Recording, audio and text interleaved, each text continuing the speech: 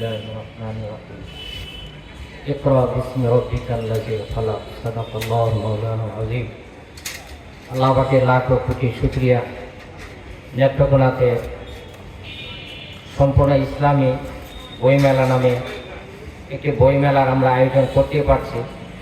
অনেক চেষ্টার পরেও এটা বাস্তবায়ন হয়েছে।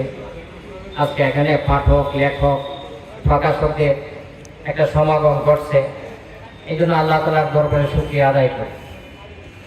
কিতাব, বই এগুলো হাজার বছরের এলেমের একটা সমৃদ্ধ সমাহার।